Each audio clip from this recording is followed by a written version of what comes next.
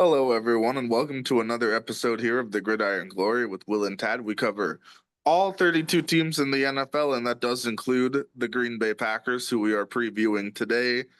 Here we are talking about how Jordan Love is tasked with coming back and leading the Packers to a quality season after having a solid regular season last year. They beat a lot of the teams they were expected to beat, had some struggles against the upper tier teams, especially in the tough division, the NFC North, the toughest division in the NFC. So the question is, can Jordan Love take the next step to improve his? For me, the biggest question with Jordan Love, honestly, is can he cut down some of the turnovers that have plagued him, where sometimes his decision making with the turnovers can be questionable. So if he can get past that, I truly think he could become a borderline top 10 level quarterback in the league. And that's certainly like what the Packers are paying him to do. So what's your take on Jordan Love, sir?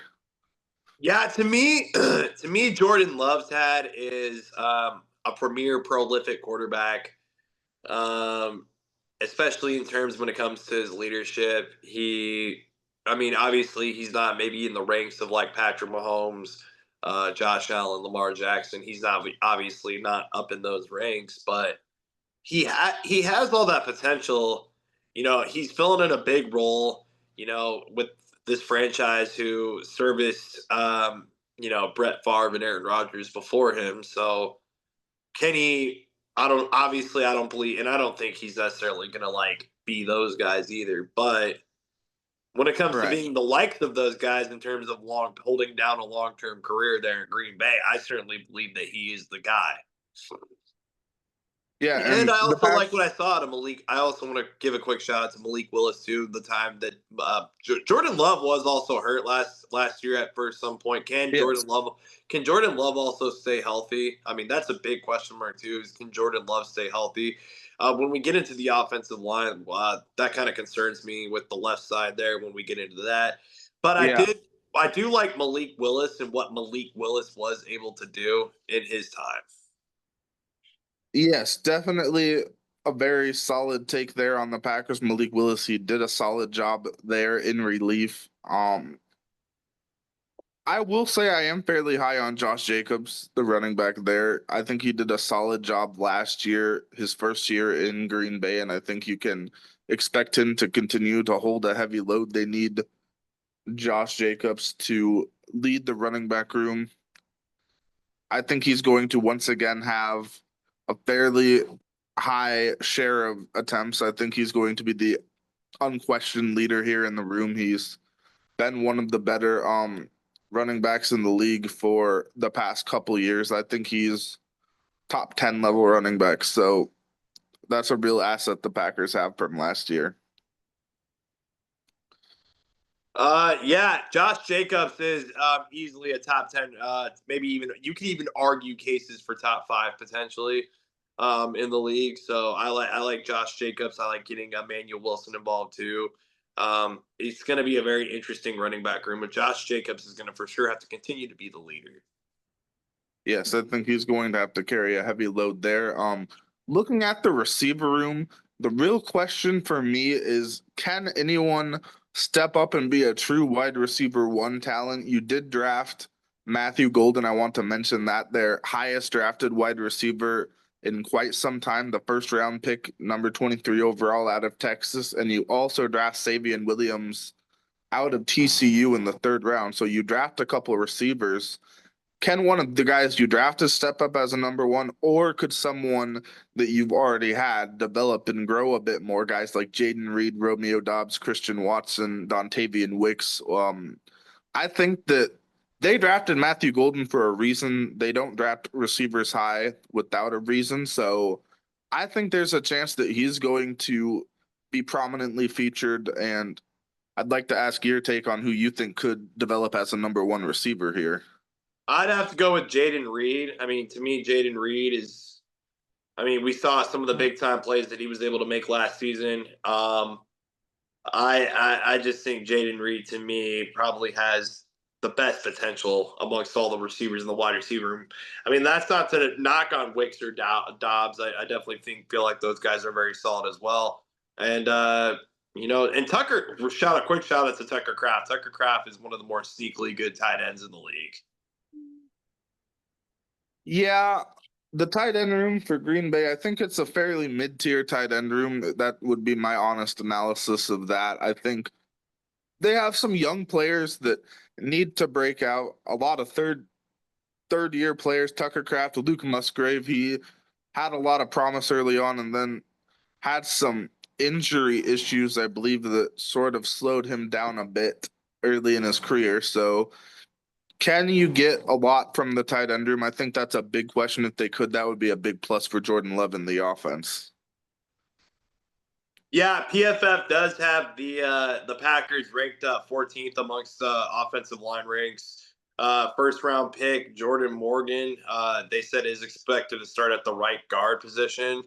And the unit will still be led by Zach Tom, who's arguably one of the best offensive linemen in the league at the right tackle position. So the biggest question for me is, can the left guard and the left tackle, Aaron Banks out of Notre Dame and Rasheed Walker out of Penn State, can those two guys, and even Elton Jenkins, so, can these guys take the next step up, and keep Jordan Love protected with what's going to be a very crafty wide receiver and tight end room? I expect this to be a pass heavy. I mean, don't get me wrong. Jacobs will still get his carries, but For I sure. still expect Green Bay to do what Green Bay typically does and run the West Coast style offense. Yeah, they definitely could do that some. I will say, like you said, I do expect a heavy run share for Josh Jacobs as well. I think they're going to do what they can to utilize all the strengths they have. So very interesting there. Shifting gears a bit now to the defense. When I see this defense, the immediate standout player that I see is the free safety Xavier McKinney. I think this is a very high level safety. I think you could definitely make a case that he's grown into one of the best safeties in the division. So he's now going into his fifth year out of Alabama. You know, Alabama produces high level defensive players. They've done that for years, especially in the Saban era. So I think you can expect to see Xavier McKinney continue to live up to what he was expected to do. I think this is the best player on the defense. Yeah, Xavier McKinney, to me, I mean, he truly is one of the best coverage safeties in the league. I mean, he's to me a top 10 safety. Like, you can sit here and Yeah. have debates with him amongst like Buda Baker, Antoine Winfield Jr., Kyle Hamilton, guys like that. Like, we can sit here and we can sit here and debate like some of the best safeties in the league, and he's on Hmm. that discussion table, especially as I mean, truly like one of the best coverage safeties in the NFL, Xavier McKinney.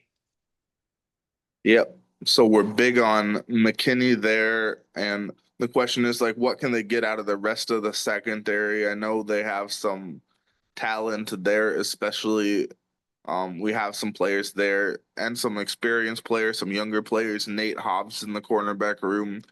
Evan Williams, that's kind of a swing level player. He's in his second year out of Oregon, the fourth round draft pick. So, what do you get out of him? Can he continue to grow? They're expecting big things out of him as a likely starter this year. So, can he learn from McKinney? Can he grow? I think that's a big question. Yeah, that is a big major question mark there for sure. um, another guy that I'm looking forward to seeing is Baron Soil, the edge defensive rusher out of Texas, and Micah Robinson too, the cornerback out of Tulane, and Warren Brinson, the tackle out of Georgia. Um, all three tremendously exciting players that you added to this defense. What's your take on any of these guys? Yeah, I mean, looking at the Packers, it looks like they have a fairly experienced defense. So it looks like these players, they have a lot of work to do to move up the depth chart. Um, can can they get a role? The question is like, can the Packers get a good role for their draft picks? Can Jeff Hafley, the defensive coordinator, can he um, find time to coach up these younger players? Because they're relying on a lot of veterans. They do also have a couple second and third year players. So where do you work in these rookies? I think that's a big question. I don't know how much they'll see the field this year, but for me, this is a more developmental defensive class as opposed to seeing the field immediately.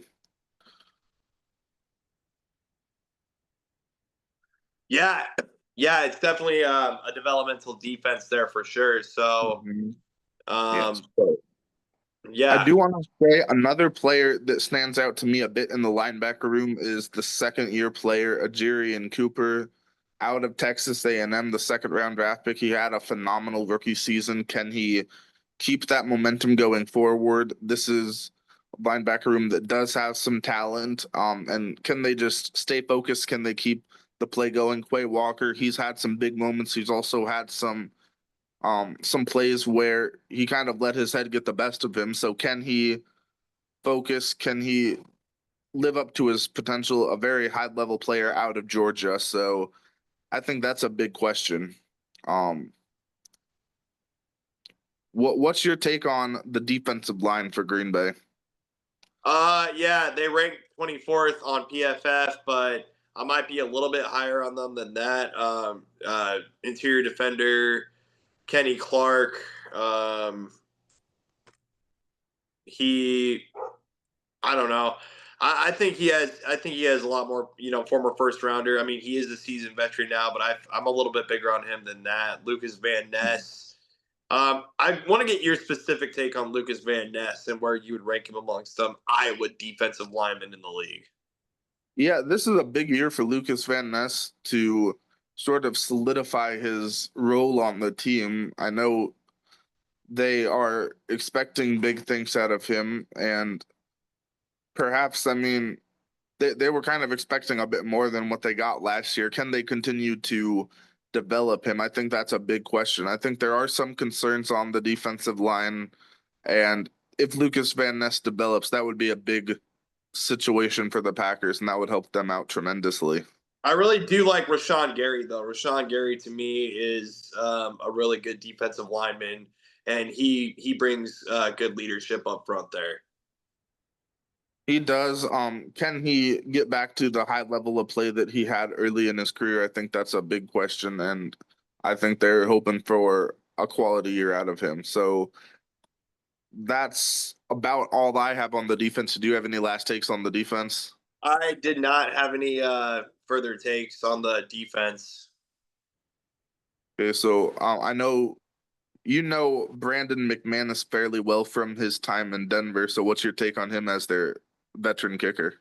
Yeah, I like Brandon McManus a lot. Obviously, former Super Bowl champion. He's been in the league for quite some time. Been there, done that. So he's a kicker that you can call upon to be serviceable and reliable for sure. Certainly there, and of course they'll have Daniel Whalen doing the punting. So he is a player that out of UC Davis. Obviously, you're hoping to not have to see him a whole ton on the field, as you're hoping that you get a lot of scoring drives as opposed to punting drives. But if called upon, he had a 74-yard punt last year, 46.1 average, 39% inside the 20. So some interesting stats there. So we'll see what we get out of Whalen punting and holding.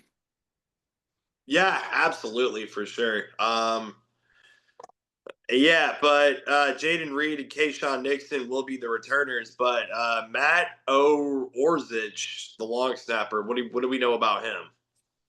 Yeah, Matt Orzich, unquestionably the greatest player to ever play for Azusia Pacific, the Cougars, their greatest athlete to ever come out of that great university. He was undrafted to the Baltimore Ravens, also spent some time with Jacksonville, some time with Miami. He's been around. And then with the Los Angeles Rams, he was a member of that Super Bowl team. So this is one player on that team that has a Super Bowl championship ring. He's been with the Packers since the 2023 season. He has 84 games in which he's appeared in. So this is a player that's been around the league for a bit. So it's going to be interesting to see if he can sort of show the Packers what it looks like to win when it matters.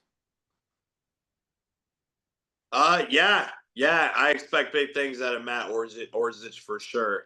Um, to me, with this Packers team, I mean, it's going to be a very tough division. All in all, I probably have to predict Green Bay to finish anywhere from, I'll say, 8 to 12 wins. Yeah, for me, just can the offensive line do a good job to keep Love clean? Can they grow in the defensive line, and can they avoid turning the ball over? That's the big questions for me.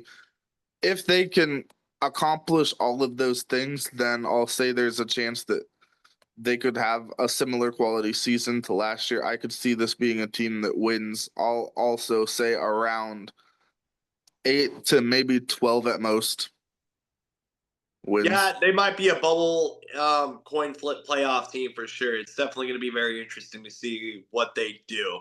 So yeah, that's my take on Green Bay.